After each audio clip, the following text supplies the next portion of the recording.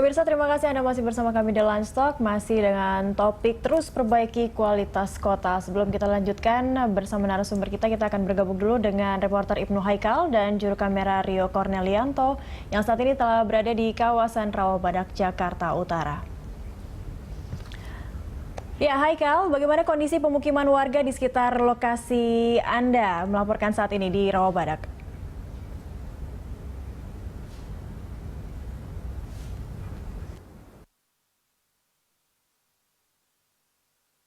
Persegi, namun penduduknya mencapai 38.000 jiwa. Ini artinya setiap per kilometer persegi dihuni oleh 300 orang kepadatannya. Ini menyebabkan setiap rumah yang ada di Rawabadak ini berdiri dengan sangat berdempetan sehingga menyebabkan sangatnya adanya suasana kesumpekan. Selain itu juga kepadatan yang melebihi batas normal. Nah, ada beberapa masalah utama yang terjadi di Rawabadak. Memang ini menjadi PR Pemprov DKI Jakarta untuk mewujudkan 100 program menjadi lebih banyak atau lebih sulit dibandingkan yang kita bayangkan. Pertama adalah masalah sanitasi air. Di sini warga menggunakan sanitasi air yaitu berupa sumur, bor, dan juga sumur pompa yang mereka gali di tanah dan rumah mereka masing-masing. Masalahnya sumur ini sangat berdekatan dengan septic tank atau tempat pembuangan mandi cuci kakus mereka sehingga menyebabkan kualitas air di Rawabadak sangat buruk dan tidak cukup untuk kesehatan.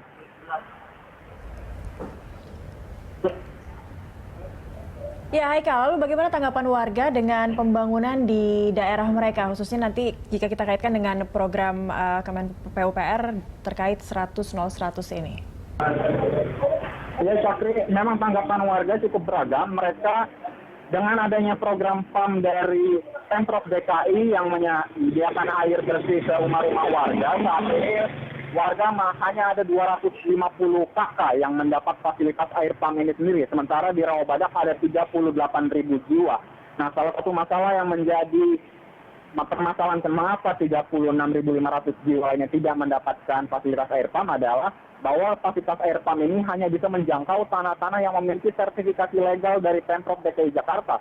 Sementara banyak warga di Rawabadak yang belum memiliki sertifikasi atas tanah yang mereka huni saat ini.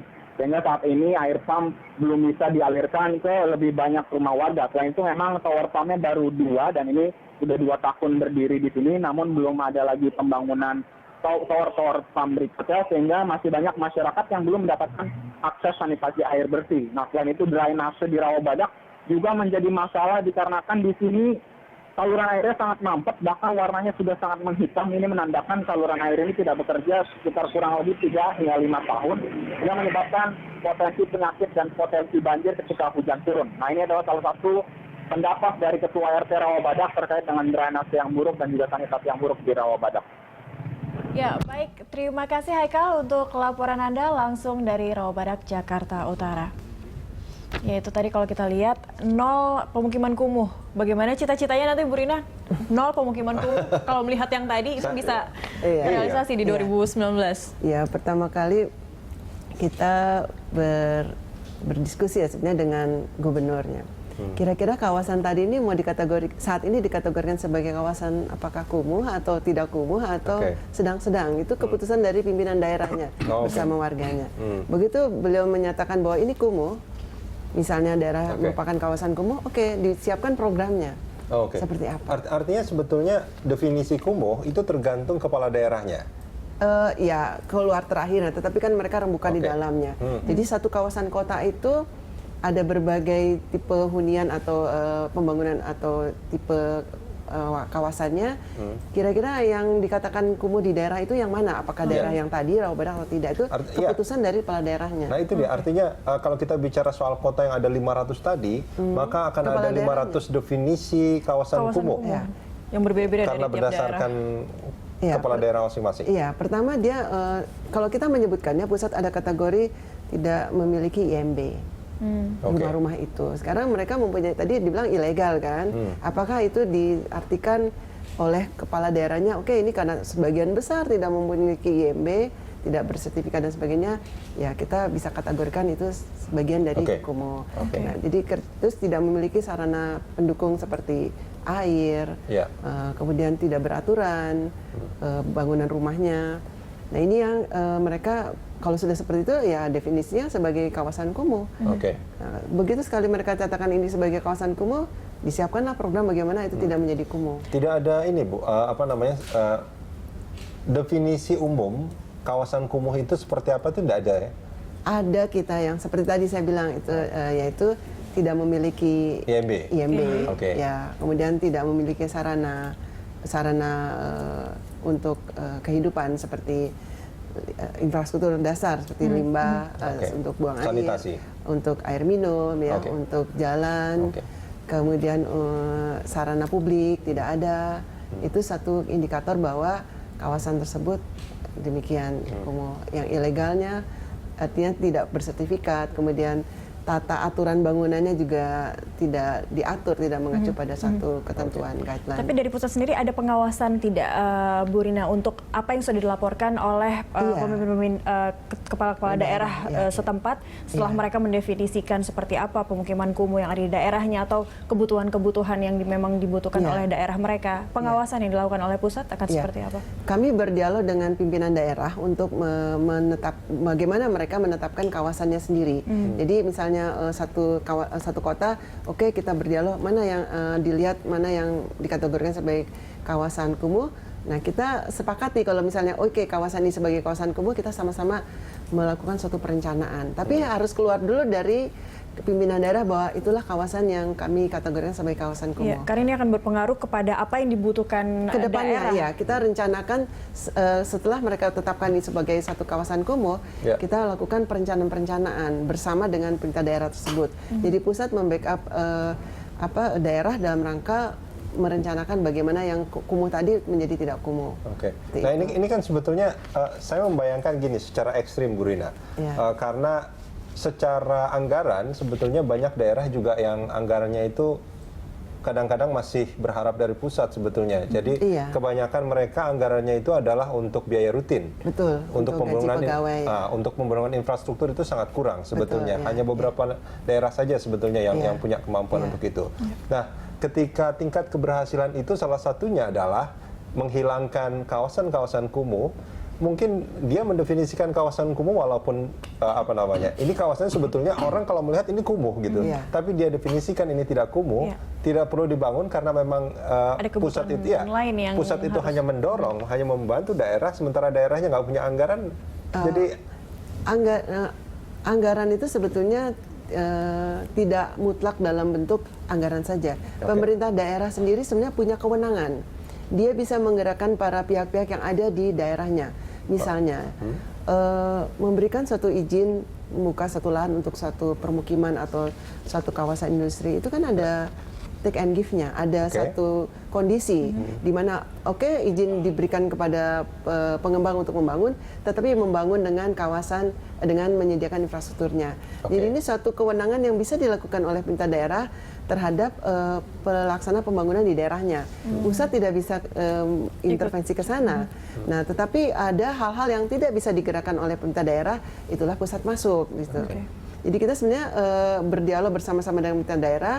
Pertama mengetahui mana daerah yang memang katakan kumuh, kami pun sudah mengindikasikan bahwa ini sebenarnya kumuh. Tapi kalau tidak ditetapkan oleh pemerintah daerahnya ya itu dia artinya ketika Kemenpupr mengatakan bahwa secara kasat mata ini kumuh, ketika daerah mendefinisikan ini tidak kumuh, maka tetap saja secara harusnya mereka seirama ya, kecuali wawasan dari pimpinan daerahnya belum mengarah ke sana. Karena itu sebuah pengawasan harus ada masuk ke daerah dan ada definisi yang fix, yang umum, yang bisa disepakati antara daerah dan pusat seperti itu. Nah, jangan sampai ini artinya secara de facto ini kumuh, tapi secara de jure ini tidak kumuh, jadinya kan gitu sebetulnya.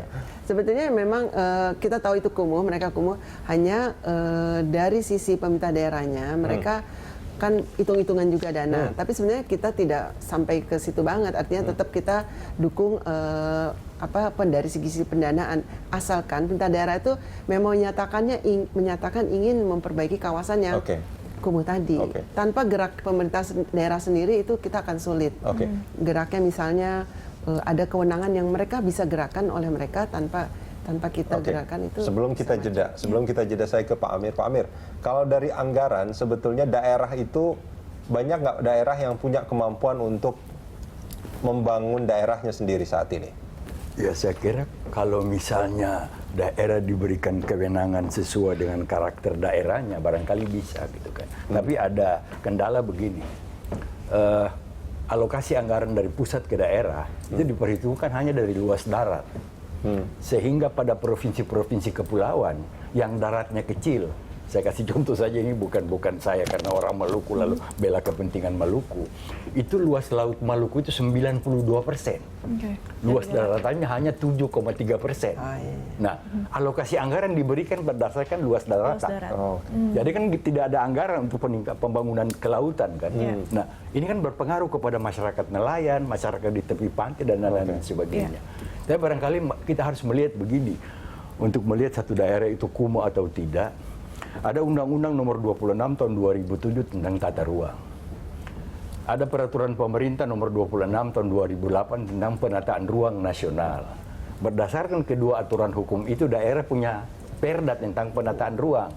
Jakarta berlaku untuk 30 tahun. Bukan saja ruang daratan, tapi juga tata ruang udara, tata ruang laut, bahkan tata ruang bawah tanah.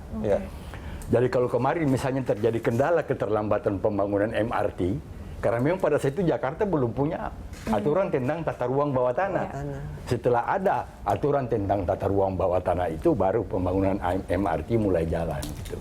Nah, tapi masalahnya kemudian adalah dari tata ruang itu kan masing-masing daerah sudah punya bayangan tuh. Katakanlah tadi Rawabadak. Menteri PUPR barangkali atau Ibu Rina barangkali harus tanya Gubernur DKI, untuk 30 tahun ke depan Rawabadak ini mau dikembangkan jadi apa? Apa mau sebuah kota satelit, pusat pendidikan, pusat industri, pusat niaga atau apa? Gitu kan. Nah, dengan demikian kalau target untuk 30 tahun ke depan Rawabadak ini mau diapakan, maka kita sudah tahu sekarang kita harus bikin apa. Ketika kita harus bikin apa, maka regulasi apa yang kita perlukan, dukungan anggaran dari mana yang kita perlukan, apa pihak swasta perlu kita ajak. Nah, tapi itu kan kemudian nanti akan dilihat lagi bagaimana hubungan komunikasi antara Kementerian UPR dengan Eksekutif DKI Jakarta. Tapi seperti yang pernah dikatakan oleh Mendagri Cahyokumolo, gubernur tidak bisa berbuat apa-apa tanpa melibatkan DPRD. Dengan demikian sinergitas, harmonisasi, sinkronisasi antara eksekutif dan legislatif di daerah juga harus menjadi pertimbangan, harus menjadi masalah dalam menentukan kebijakan itu. Baik, Pak Emir, terima kasih banyak. Kita jeda sebentar, kita akan lanjutkan ini di segmen berikut. Pemirsa jangan kemana-mana, Landstalk masih akan kembali.